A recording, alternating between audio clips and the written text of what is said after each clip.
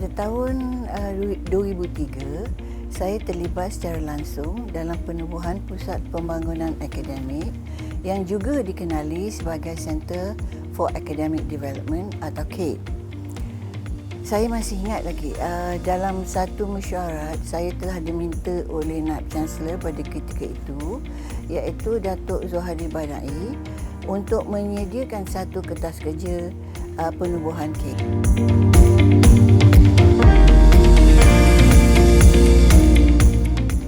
CADE Lead telah diberi tanggungjawab untuk menyediakan program pembangunan profesional yang relevan dan berkesan.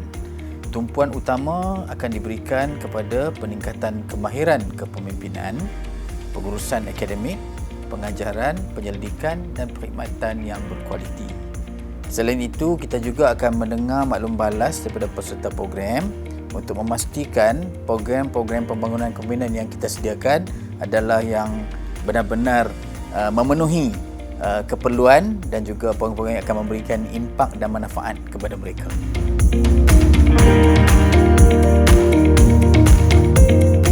Dengan tertubuhnya CADE Lead, UPM mengharapkan bukan sahaja CADE Lead dapat menyemarakkan pembangunan kecemerlangan akademik, tetapi dalam masa yang sama CADE Lead juga boleh menghasilkan pemimpin-pemimpin akademik. Kerana kedua-dua ini adalah penting untuk masa depan universiti, untuk menjamin pemberian ilmu yang terbaik. Salah satu daripada perkara yang ingin kita tekankan adalah supaya pengalaman pembelajaran dan pengalaman kehidupan di UPM adalah cemerlang, yang boleh membuatkan pelajar-pelajar kita mengingati pengalaman mereka selama 4 tahun atau tahun-tahun di dalam universiti ini sebagai satu yang bermakna.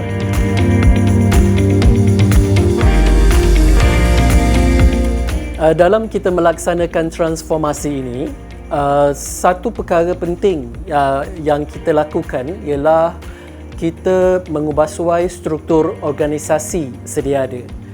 Maka dengan transformasi ini, apa yang kita lakukan ialah kita memperluaskan lagi section yang ketiga tadi, dan kini ia menjadi seksyen pembangunan dan kepimpinan pegawai akademik.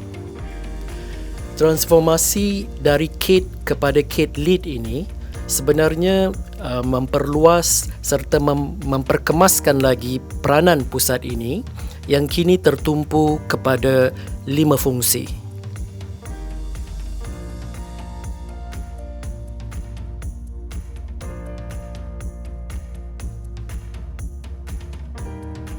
CADE Lead terus melaksanakan aktiviti-aktiviti yang berkaitan dengan pembangunan bakat akademik. Kita menganjurkan siri syarahan umum Rashidan Barber.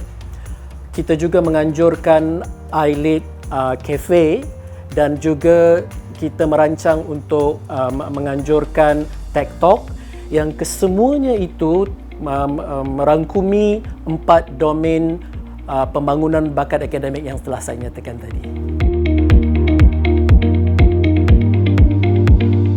Dalam tempoh 6 bulan, berlakunya transisi di antara Pusat Pembangunan Akademik dan kepada Pusat Pembangunan dan Kecemerlangan Kepemimpinan Akademik, kita berjaya menghasilkan 2 kerangka kompetensi daripada 4 kerangka kompetensi yang kita hasratkan.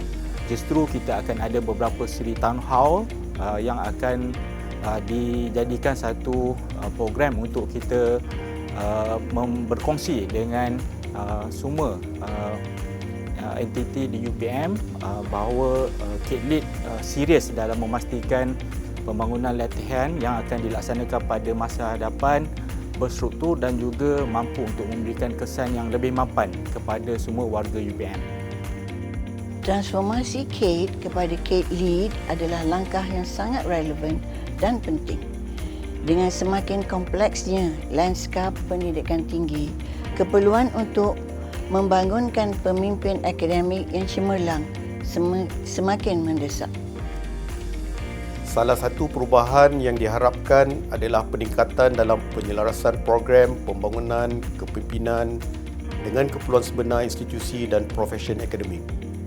Transformasi ini dilihat bakal memacu usaha strategik dan sistematik yang mampu membangunkan bakat kepimpinan akademik sebagai barisan pelapis pemimpin universiti pada masa hadapan.